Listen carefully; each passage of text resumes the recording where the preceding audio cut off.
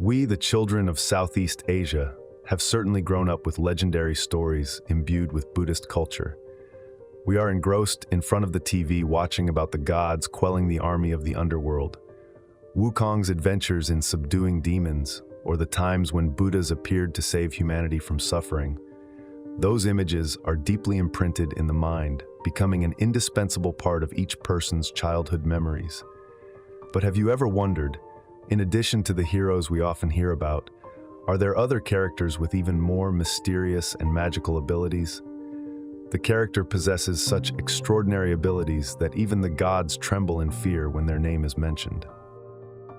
Today, we will explore a character who is half god, half devil, is said to have a special relationship with Shakyamuni Buddha in the 6 paths of reincarnation of sentient beings.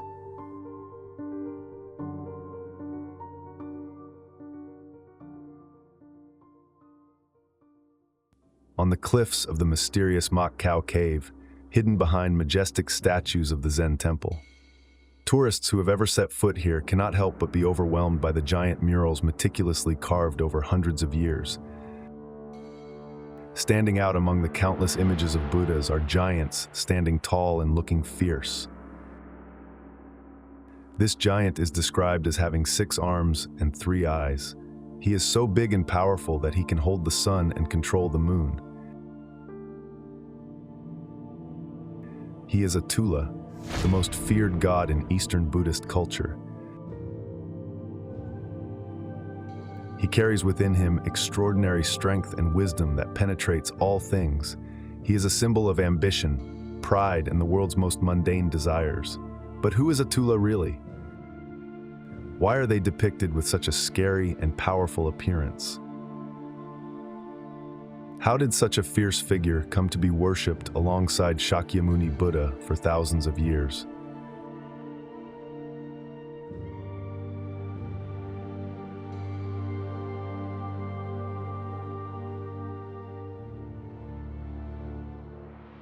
In Indian Buddhist culture, the name Atula comes from Sanskrit meaning immodest, to refer to the fierce appearance and aggressive nature of this god. Atula's ambition led him to many acts of rebellion against the gods, spread chaos and destruction throughout the world. The role of Atula in Buddhist culture has always been a hotly debated topic. Some see him as the embodiment of greed and arrogance, while others see him as a symbol of human potential. Atula belongs to one of the 6 realms of samsara, Atula realm, to be a place that exists parallel to the human world but contains many mysteries. Unlike the pure devas, Atula carries within himself a mixture of good and evil, gods and demons, humans and monsters. Although he possesses extraordinary power and magical powers like God, Atula lacks virtue and has a ferocious appearance like a devil. Atula possesses the 7 emotions and 6 desires like humans, but contains the evil of a devil and the power of a god. According to records in the Avalokitesvara Samadhi Sutra, it is recorded that when the new world was formed, the heavenly immortals often came down to earth to have fun. While having fun swimming in the sea, a fairy accidentally had Mercury enter his body. After this strange event, a flesh egg appeared and developed in this immortal's body. From inside a strange egg, a giant female monster appeared and shocked the whole world. This female monster is as tall as Mount 2D, possessing 1,000 eyes and 900 heads, but only has 24 legs. This female monster is Atula's ancestor. Later, the female monster gave birth to King Atula and named him Tai Ma Chatta, partly inheriting her mother's extraordinary appearance and strength. Pai Ma Chatta can freely move between heaven and earth, possessing immense power, making even the 3 worlds tremble in fear. However, the shape of Pima Chatta is so horrifying that even modern artists cannot fully recreate it through brushstrokes. Therefore, in portrait paintings of King Atula, his appearance is often simplified, with only 4 eyes and 4 hands to easily convey ideas. One day, while passing by the palace, King Atula Pima Chatta accidentally saw the extremely brilliant beauty of the fairies in the heavenly palace, so he immediately wanted to get married. Knowing her son's feelings, the monster girl, Atula's mother, secretly made a plan. She went to Gandharva, the god who governs the Gandharva in heaven, where there are the most beautiful goddesses in heaven. The female monster proposed marriage to Pai Ma Chat Da's son. With her cunning tactics, she convinced Gandharva to agree. Beautiful Atula and the heavenly king Emperor Thich Tien. After 8,000 years, Pai Ma Chat Da and the nymph gave birth to a female Atula and named her Ek Za Chi. Unlike the male Atulas who have a fierce and aggressive appearance, the female Atulas have stunning beauty. Buddhist scriptures describe King Atula's daughter as possessing extremely beautiful beauty as follows. Her body smells as fragrant as a flower, her skin is as smooth as jade, and her radiant face makes everyone who sees her fall in love. Right from the moment of birth, Zachi attracted all eyes and became the pride of the entire Atula clan. However, female Atulas have an arrogant personality and blind jealousy. Zachi's unparalleled beauty resonated throughout the three realms, making even Thich Tien, the powerful king of heaven, unable to resist that splendid beauty. Thich Tien immediately proposed to Zachi. However, King Atula, Zachi's father, made a condition to Emperor Thich Tien. Emperor Thich Tien must give up his precious hat, then turn it into the most magnificent 7 jewels palace for King Atula to have. Can sit up. Faced with his strong love for Zachi, Emperor Thich Tien had to accept sacrificing his treasure.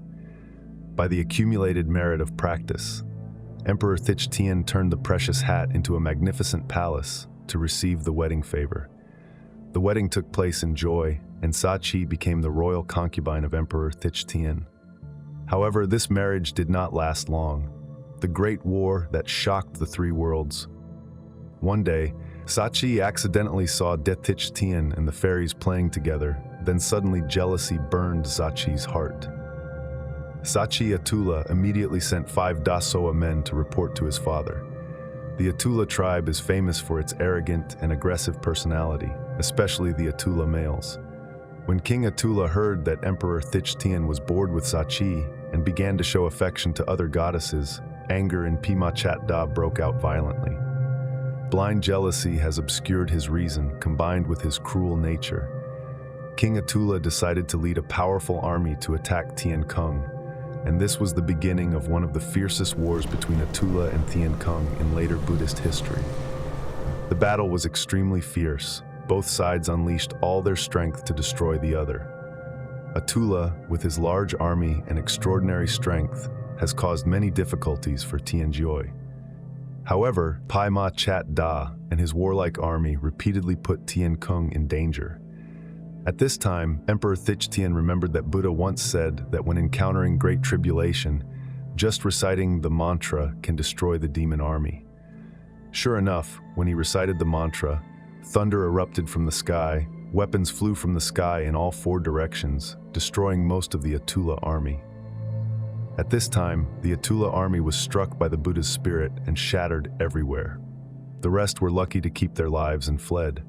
As time passed, the Atula clan gradually grew stronger. They formed 4 tribes. Each tribe was headed by an Atula king. Each Atula king dominated thousands of Atula. These 4 famous King Atula, one was Ba Na, meaning brave, was the commander of Atula's advance army fighting Emperor Thich Tien. Another person is La Tri Da, which means screaming like thunder. Another person is Pi Ma Chat Da, and the other person is named Rahula. The meaning is to cover up. He could use his hand to block out the sunlight and even the moon of. This evil force's war with heaven was not just once, but many times. And the reason for the war was all tied to Atula's jealousy, envy, and violent temper.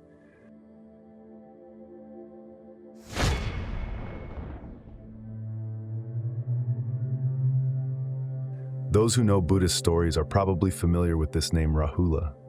The number 1 secret practitioner among the 10 great disciples of Buddha Shakyamuni was also the son of Buddha Shakyamuni. So why did Buddha Shakyamuni take the name of King Atula to name his son? King Atula Rahula, the brave Dharma protector of Buddhism. Legend has it that during a severe natural disaster, King Atula Rahula bravely used both hands to shield the Buddha tower, protecting it from the devastation of a storm. This noble action shows Rahula's sincerity and deep respect for Buddhism. In Buddhist conception, the Buddha stupa is a sacred symbol, considered the embodiment of Buddha. The act of protecting the Buddha tower of King Atula Rahula clearly demonstrated this. Even though he was an Atula king, known for his ferocity and warlike nature, in a moment of danger, he put his devotion to Buddhism first.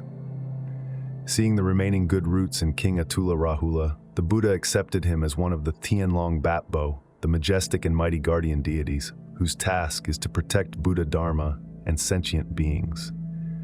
The Eightfold Path of Tianlong is said to be a Buddhist term, the Eightfold Path of Good Beings, and the Dharma protector of Shakyamuni Buddha. Their responsibility is to protect Buddha Dharma from being violated or disturbed by demons. The 8 divisions of Tianlong are all non-humans who are not humans, not fairies, but 8 types of monsters in Shinto. Everyone probably feels strange. Isn't Atula a monster? How can he become a Dharma protector?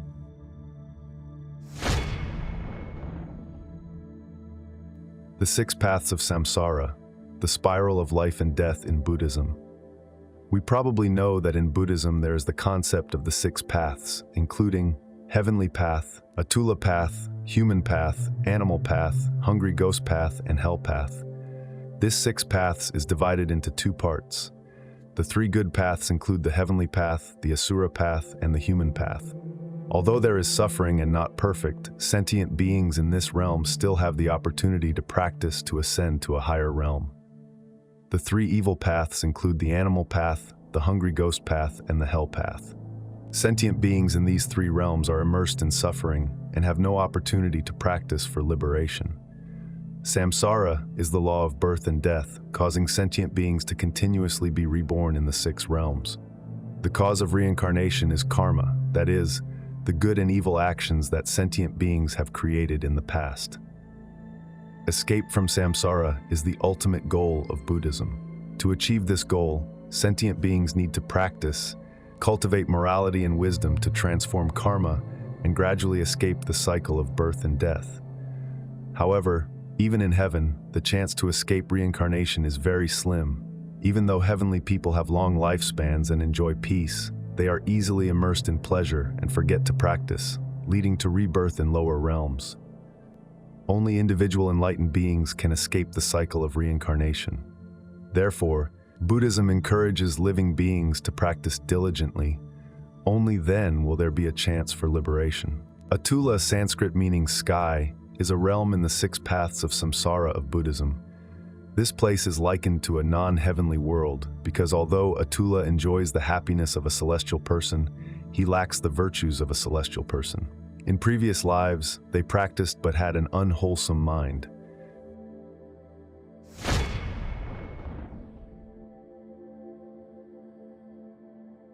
The second war between heavenly men and Atula. According to the Dhammapada Sutra record, many years later, Emperor Thich-Tien had his eyes on another female Atula, wanting to marry her and become his royal concubine. This person whom Emperor Thich-Tien fell in love with was the daughter of King Atula Rahula. In order to marry King Atula's daughter as his royal concubine, Emperor Thich-Tien sent the divine music in heaven to bring a bride price and used songs to entice King Atula to agree to the marriage.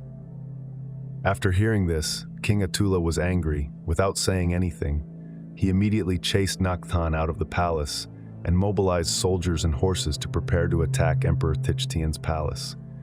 Emperor Thich-Tien still relied on reciting mantras as before, continuously defeating Rahula's army and also capturing his daughter.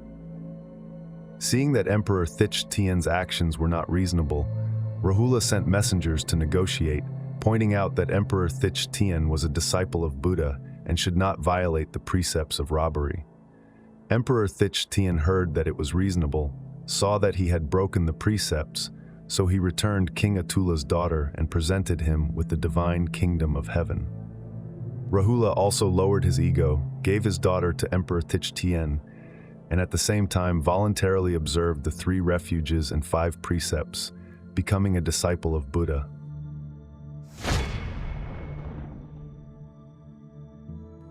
From here, it can be seen that King Atula's spiritual practice is also not normal.